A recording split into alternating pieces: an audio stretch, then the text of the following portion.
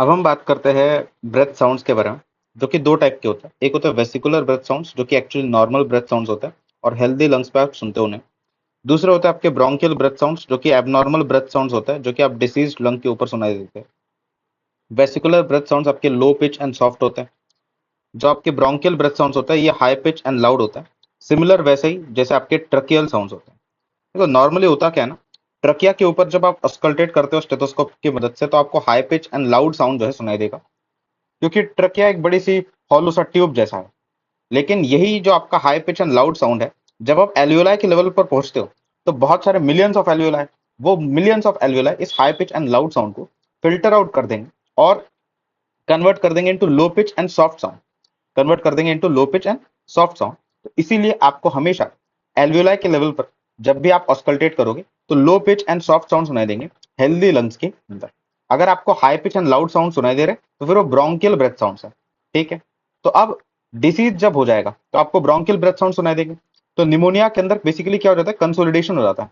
Consolidation होने का मतलब क्या, कि जो आपका ये पोरस ऑर्गन होता है लंग्स, वो एक सॉलिड ऑर्गन की तरह बिहेव करने लग जाता है। आपको पता ही होगा निमोनिया के अंदर स्टेजेस होती है, जैसे ग्रे हेपाटाइजेशन, रेड हेपाटाइजेशन। इसका मतलब क्या है, कि जो कंसिस्टेंसी है आपके लंग्स की, ये लिवर की तरह होती जा रही है, और लिवर आपका एक सॉलिड ऑर्गन है। तो इसीलिए आपको इसमें जो है ब्रोंकियल ब्रेथ साउंड्स देखने को मिलता है। और निमोनिया के अंदर इस ब्रोंकियल ब्रेथ साउंड को हमने एक नया नाम दिया हुआ है, जिसे वो कहते हैं ट्यूबुलर ब्रेथ साउंड। और ये ट्यूबुलर ब्रेथ साउंड एक्चुअल में सुनने में कैसा होता है, अगर आप एक हॉलो ट्यूब लोगे बड़ा सा और उसमें हवा फूकोगे, तो जैसा आपको आवाज सुनाई देगा वो ट्यूबुलर ब्रेथ साउंड जैसा होगा। दूसरा है आपका कैविटी। देखो कैविटी बेसिकली होता क्या है, कैविटी ये एयर फिल्ड एरिया होता है, जो कि ब्रोंकस से कनेक्टेड होता है। नॉर्मली आपको पता है ये ब्रोंकस है मान लीजिए, और ये बहुत सारे एल्वियोलाइज के साथ आपका कनेक्टेड है। इसके साथ कनेक्टेड है, बहुत सारे एल्वियोलाइज के साथ कनेक्टेड है।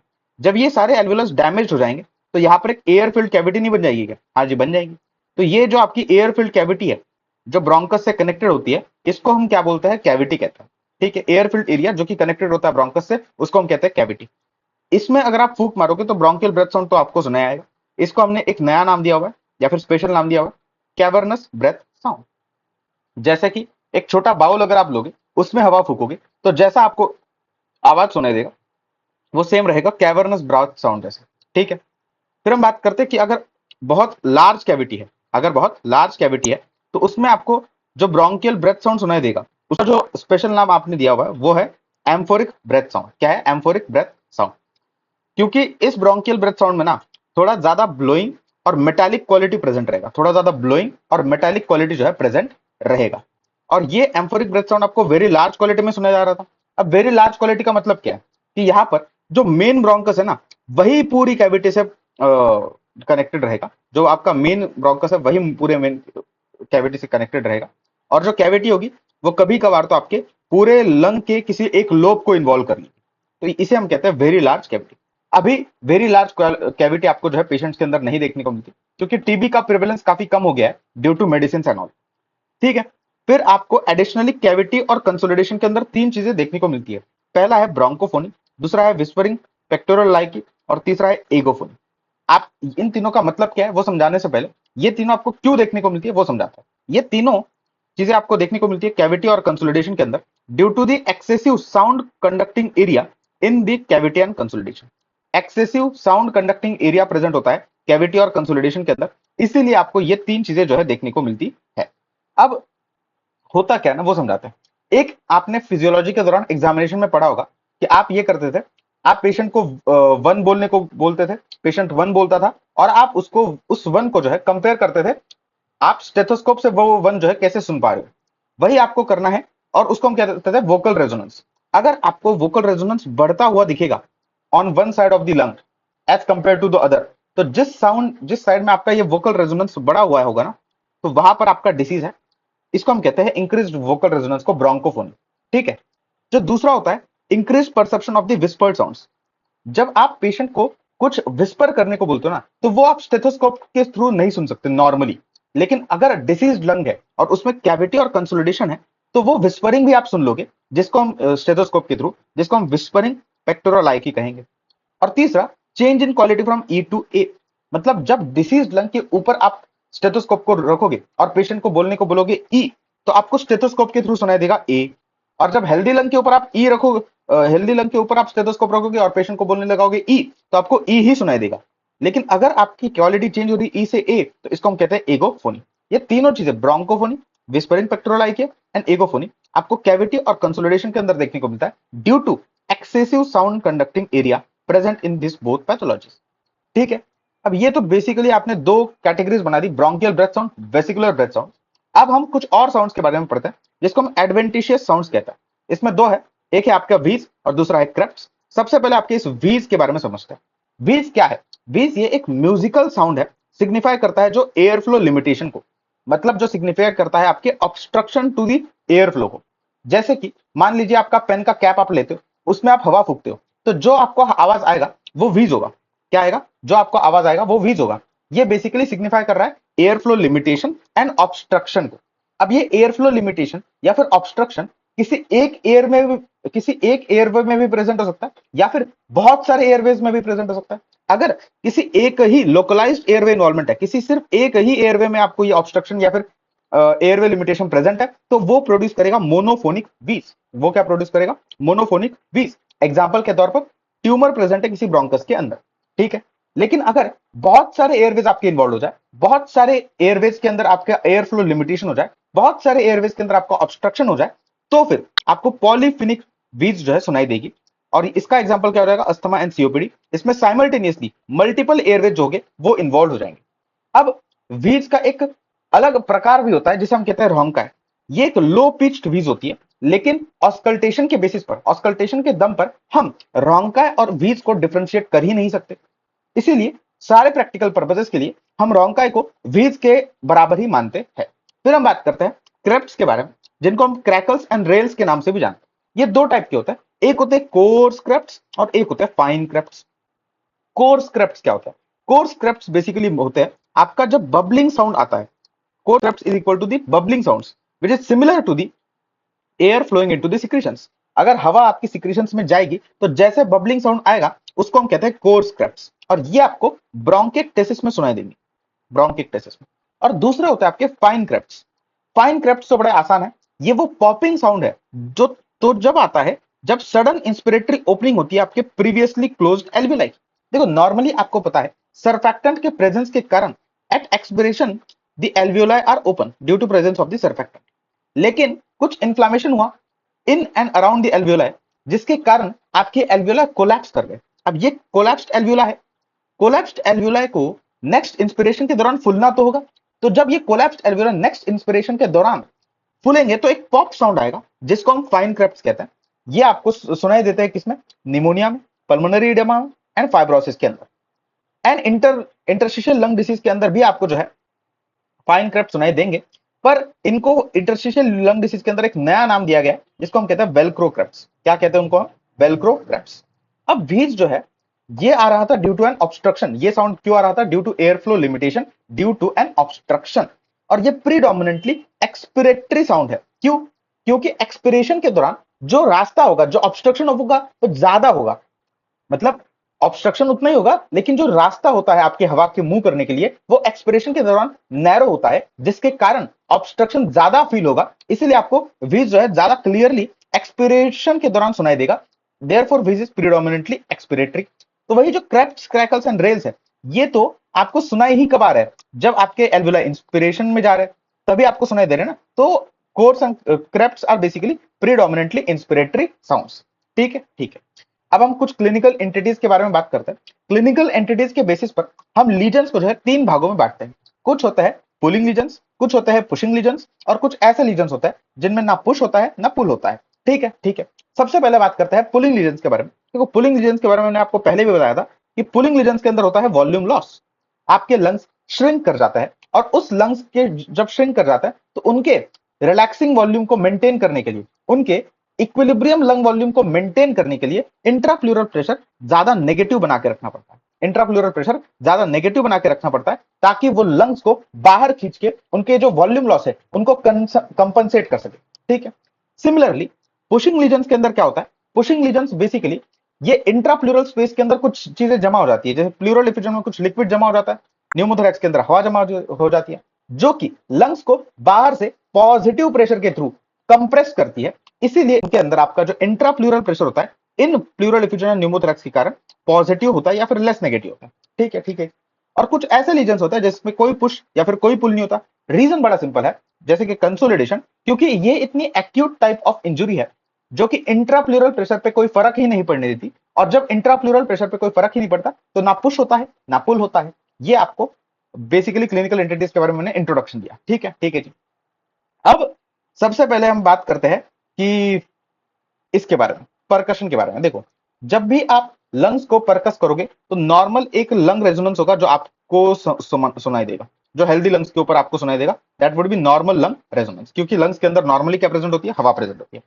जब लंग्स के अंदर बहुत ज्यादा हवा प्रेजेंट होगी, क्या प्रेजेंट होगी? बहुत ज्यादा हवा प्रेजेंट होगी, जैसे इन केस ऑफ न्यूमोथोरैक्स, तो आपको tympanic and hyper resonant sound आएगा परकशन पे। तो आपको tympanic and hyper resonant sound सुनाई आएगा परकशन के ऊपर। लेकिन अगर थोड़ी सी कम हवा है तो आपको इंपेयर्ड रेजोनेंस सुनाई आएगा। अगर उससे कम और हवा है या फिर हवा नहीं ही प्रेजेंट है, बहुत कम हवा है, तो फिर आपको डल साउंड सुनाई देगा। और अगर हवा तो है ही नहीं पर हवा की जगह पर लिक्विड प्रेजेंट है लंग्स के अंदर, तो फिर आपको स्टोनी डल साउंड सुनाई देगा परकशन के ऊपर। ठीक है, ठीक है।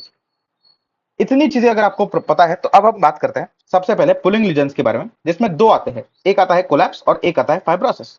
कोलैप्स मतलब वो पार्ट ऑफ लंग जिसके अंदर बिल्कुल एयर नहीं है, उसको हम कहते हैं कोलैप्स, बिल्कुल एयर न होना। और जब बिल्कुल एयर न होती है तो परकशन के ऊपर आपको डल साउंड सुनाई देगा। कैसे साउंड सुनाई देगा? डल साउंड सुनाई देगा। और आपका जो ब्रेथिंग साउंड्स होता है वो भी आपको ऑस्कल्टेशन पे नहीं सुनाई देंगे, क्योंकि ब्रेथ साउंड्स तो तब सुनाई देते हैं ना जब वो एयर फ्लो करती है इनटू द एयरवे, तब आपको ब्रेथ साउंड सुनाई देता है। अब यहां पर एयर है ही नहीं तो आपको ब्रेथ साउंड क्या घंटा सुनाई देंगे? नहीं सुनाई देंगे। और चेस्ट एक्सरे पे आपको ये व्हाइट एंड होमोजेनस स्ट्रक्चर की तरह दिखता है, व्हाइट एंड होमोजेनस। ये जब हम चेस्ट एक्सरे को पढ़ेंगे, देखेंगे, तो आप समझ जाओगे कोलैप्स कैसे दिखता है। फिर हम बात करते हैं फाइब्रोसिस के बारे में। फाइब्रोसिस में नो एयर नहीं है, फाइब्रोसिस में कम एयर है, फाइब्रोसिस में लेस एयर है। तो इनका परकशन पे साउंड होता है वो इंपेयर्ड रेजोनेंस होता है। इंपेयर्ड रेजोनेंस नॉर्मल रेजोनेंस से थोड़ा सा कम, क्योंकि थोड़ी सी कम हवा है इसलिए इंपेयर्ड रेजोनेंस। जब बिल्कुल हवा नहीं थी तो डल रेजोनेंस था, इसलिए इंपेयर्ड रेजोनेंस आपको सुनाई देता है परकशन के ऊपर। और जो आपके ब्रेथ साउंड्स होते हैं वो कम इंटेंसिटी के हो जाते हैं ड्यू टू लेस एयर। ठीक है। और आपको चेस्ट एक्सरे पे इनका व्हाइट पर हेटेरोजेनस स्ट्रक्चर दिखाई देता है, व्हाइट एंड हेटेरोजेनस स्ट्रक्चर। ठीक है। कैसे दिखता है वो आप चेस्ट एक्सरे पर जब देखोगे तो समझ जाओगे। फिर हम बात करते हैं पुशिंग लीजन्स के बारे में। पुशिंग लीजन्स में दो है, एक है प्लूरल इफ्यूजन, एक है न्यूमोथोरैक्स। प्लूरल इफ्यूजन की अगर हम बात करें तो प्लूरल इफ्यूजन में चूंकि आपके इंट्राप्लूरल स्पेस के अंदर लिक्विड फ्लूइड जमा हो जाता है तो ये स्टोनी डल साउंड देता है परकशन के ऊपर, जो मैंने आपको पहले ही बता दिया था कि जब फ्लूइड प्रेजेंट होगा और तब उसको आप परकस करोगे तो आपको स्टोनी डल साउंड सुनाई देगा परकशन के ऊपर। आपके डिपेंडिंग अपॉन सिविरिटी आपका जो ब्रेथ साउंड है वो डिक्रीज हो सकता है या फिर अपसेंट भी हो सकता है। और आपको चेस्ट एक्सरे के ऊपर व्हाइट मेनिस्कॉइड लेवल्स देखने को, व्हाइट विद मेनिस्कॉइड फ्लूइड लेवल्स देखने को मिल सकते हैं प्लूरल इफ्यूजन के अंदर। ये याद रखना है आपको, white with meniscoidal fluid levels. Pneumothorax की अगर हम बात करते हैं तो न्यूमोथोरैक्स में काफी ज्यादा हवा प्रेजेंट होती है आपके पूरे प्लूरल स्पेस में, जो कि कंप्रेस कर रही होती है आपके लंग्स को, जिसके कारण आपको हाइपर रेजोनेंट टिम्पैनिक पर साउंड सुनाई देता है परकशन के ऊपर। डिपेंडिंग अपॉन सिविरिटी यहां पर भी आपके ब्रेथ साउंड्स कम या फिर अपसेंट हो सकते हैं। और चेस्ट एक्सरे पे आपको हाइपर ट्रांसलूसेंसी के साथ साथ कंप्रेस्ड लंग मार्जिन देखने को मिलती है। जब हम चेस्ट एक्सरे देखेंगे तो हम इसको समझेंगे धीरे धीरे कैसे होता है। ठीक है, ठीक है। फिर हम बात करते हैं कि जिसमें कोई पुल और पुश नहीं होता, that is your consolidation. Consolidation में भी आपको परकशन के ऊपर डल साउंड सुनाई देता है। कैसा साउंड सुनाई देता है? डल साउंड। इसे आप याद रखें। और ब्रोंकियल ब्रीदिंग आपको ऑस्कल्टेशन में देखने को मिलती है। चेस्ट एक्सरे आपका बहुत ज्यादा इंपॉर्टेंट है कंसोलिडेशन का। चेस्ट एक्सरे में आपको एयर ब्रोंकोग्राम दिखाई देता है। एयर ब्रोंकोग्राम होता क्या है? एयर ब्रोंकोग्राम बेसिकली है air which is air in bronchus is visualised against the secretions field alveoli. Normally आप चेस्ट एक्सरे पे जो है ना आपको सारा ब्लैक ब्लैक दिखता है लंग्स। रीजन क्या है उसका? रीजन ये होता है क्योंकि आपकी जो हवा होती है वो हवा जब आप देखोगे ना तो आपको लंग्स आपके नॉर्मली व्हाइट व्हाइट दिखाई देते हैं नॉर्मल लंग्स के अंदर। ऐसा क्यों होता है? ऐसा इसलिए होता है क्योंकि जो हवा होती है वो एल्वेलाई के अंदर भी प्रेजेंट है और ब्रोंकाई के अंदर भी प्रेजेंट है। जब कंसोलिडेशन हो जाता है, और कंसोलिडेशन का मोस्ट कॉमन कॉज क्या होता है? Bacterial pneumonia. तो निमोनिया के केस में क्या होगा ना, आपके जो एल्वेलाई होंगे उस एल्वेलाई के अंदर तो काफी सारे सिक्रेशंस भर जाएंगे, लेकिन जो आपके ब्रोंकस होंगे, जो आपके एयरवेज होंगे, उनके अंदर अभी भी हवा ही है। उनके अंदर अभी भी क्या है? हवा ही है। तो दोनों के अंदर पहले नॉर्मल केस में क्या थी, दोनों के अंदर हवा थी, इसीलिए दोनों हम डिफ्रेंशिएट नहीं कर पा रहे थे कि ये ब्रोंका है, ये एल्वियोला है। अब एल्वियोला के अंदर काफी सारे सिक्रीशंस आ चुके हैं और ब्रोंका के अंदर अभी भी हवा ही है, तो इसीलिए हम एयर को हम विजुअलाइज कर पाते हैं जो ब्रोंकस के अंदर प्रेजेंट होती है अगेंस्ट द सिक्रीशंस फिल्ड एल्वियोला। ठीक है, ठीक है। तो अब इनके चेस्ट एक्सरेज को देखते हैं। ये कंसोलिडेशन है, कंसोलिडेशन में मैंने बताया था कंसोलिडेशन के अंदर क्या देखने को मिलता है, एयर ब्रोंकोग्राम। अब ये कैसे दिखता है वो आप अगर देखोगे तो आपको ये व्हाइट बैकग्राउंड तो दिख रहा होगा, यहाँ पर आपको लीजन है इतना तो आप समझ गए। ठीक है, हाँ जी। ये व्हाइट बैकग्राउंड के अगेंस्ट अगर आप देखोगे तो कुछ ऐसा ब्लैकिश ब्लैकिश लाइंस देखने को मिल रहे हैं, यहाँ पर यहाँ पर यहाँ पर यहाँ पर यहाँ पर। ये जो है बेसिकली आपके ब्रोंकस की हवा है जो आपको यहाँ पर दिखाई दे रही है, ब्रोंकस के अंदर प्रेजेंट हवा है अगेंस्ट द एल्वियोलर सिक्रीशंस। ठीक है, तो ये आपका एक्सरे के ऊपर देख लिया आपने, और ये आप चेस्ट सीटी पे देख लो, ये आपका पूरा जो है एल्वियोला के अंदर प्रेजेंट सिक्रीशंस है, और ये जो बीच में आपको ब्लैक ब्लैक कलर का दिख रहा है ये आपका हवा है प्रेजेंट इन दी ब्रोंकस। ये भी आपका हवा है, ये भी आपका हवा है, ये भी आपका हवा है। तो ये एयर ब्रोंकोग्राम, ये आपके नॉर्मल लंग्स है, और यहाँ पर आपका लीजन प्रेजेंट है। और कंसोलिडेशन के अंदर जैसे मैंने बताया था कि कोई पुश कोई पुल नहीं प्रेजेंट होता। कभी भी आपको क्लिनिकल एंटिटीज को चेस्ट एक्सरे में डिफरेंशिएट करना हो ना, सबसे पहले आप मीडियस्टिनम के स्ट्रक्चर्स को देखो। मीडियस्टिनम के दो स्ट्रक्चर्स को देखना होता है, एक ट्रकिया को देखना होता है, एक हार्ट को देखना होता है। ट्रकिया यहाँ पर सीधा ही प्रेजेंट है, तो कोई ट्रकिया के अंदर शिफ्ट नहीं है। आपका जो हार्ट है 1/3 प्रेजेंट है, 1/3 प्रेजेंट है इस साइड में, that is on the right side, and 2/3 present on the left side, मतलब इसमें भी कोई शिफ्ट नहीं है हार्ट के अंदर। तो ये एक नॉर्मल मीडियस्टिनम है, मतलब मीडियस्टिनम कहीं शिफ्ट नहीं हो रहा है, कहीं शिफ्ट नहीं हो रहा है, ना पुशिंग लीजन होगा ना पुलिंग लीजन होगा, और आपको एयर ब्रोंकोग्राम भी दिखाई दे रहा है, तो ये कंसोलिडेशन ही है। ठीक है, ठीक है। और ये भी आप याद रखें, ये पहले बता चुका हूं मैं कि पुशिंग लीजन्स के अंदर जो मीडियस्टिनम होता है वो अपोजिट साइड को शिफ्ट कर जाता है, और पुलिंग लीजन्स के अंदर जो आपका मीडियस्टिनम होता है वो सेम साइड को शिफ्ट कर जाता है। ठीक है, अब हम कोलैप्स ऑफ लंग की बात करते हैं। तो कोलैप्स ऑफ लंग क्या है, इसमें व्हाइट और होमोजेनस देखना था, व्हाइट और होमोजेनस, और ये एक पुलिंग लीजन है। तो सबसे पहले आप क्या देखोगे इसके अंदर, सबसे पहले आप देखोगे कि ये है वो व्हाइट एंड होमोजेनस स्ट्रक्चर, ये वो है व्हाइट एंड होमोजेनस स्ट्रक्चर। लेकिन अब आप ये व्हाइट एंड होमोजेनस स्ट्रक्चर जो है कुछ इसी तरीके का आपको जो है प्लूरल इफ्यूजन में भी देखने को मिलेगा। तो क्या आप कैसे बहुत गारंटी से कह सकते हो कि ये कोलैप्स ही है? ये कोलैप्स इसीलिए भी है क्योंकि कोलैप्स क्या है, कूलिंग लीजन है, और प्लूरल इफ्यूजन क्या है आपका, एक पुशिंग लीजन है। हाँ जी, कोई दिक्कत नहीं। तो अब कोलैप्स के अंदर अगर आप देखोगे तो ये चूंकि पुलिंग लीजन है, तो इसके ऊपर उसके इसके सेम साइड में, जिस साइड में लीजन है उसी साइड में आपको मेडिस्टल शिफ्ट दिखेगा।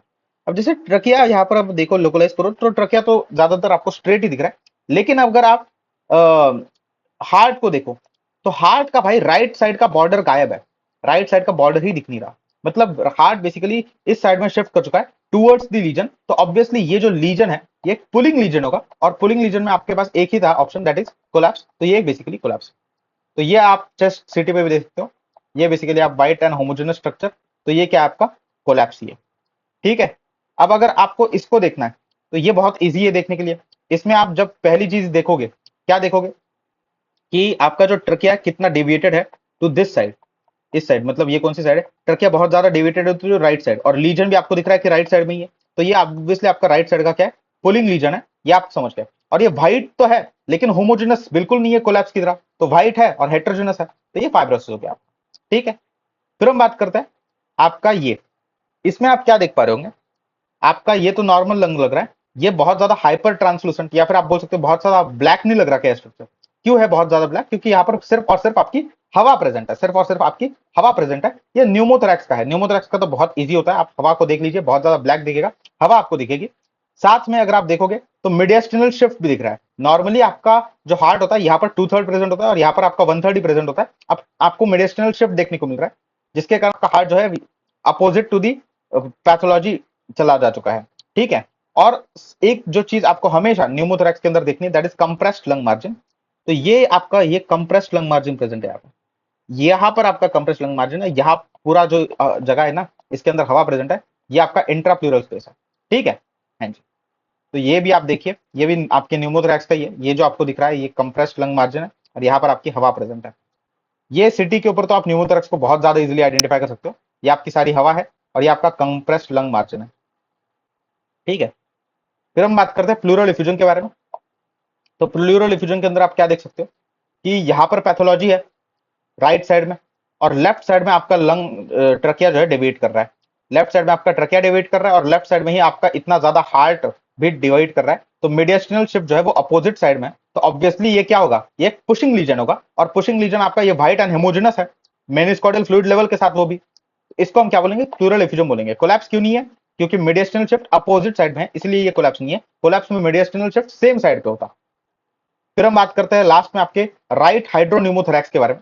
देखो राइट हाइड्रोन्यूमोथोरैक्स में मतलब ये हाइड्रोन्यूमोथोरैक्स आपको बेसिकली समझना है। इसमें क्या होता है ना, इसमें बेसिकली आपकी हवा भी प्रेजेंट है बहुत ज्यादा, और साथ में आपको ये मिनिस्कॉइडल फ्लूइड लेवल देखने को मिल रहा है, या फिर straight edge air fluid level देखने को मिल रहा है, तो ये आपका पानी भी प्रेजेंट है, इसलिए हाइड्रो न्यूमोथोरैक्स बोला गया है इसको।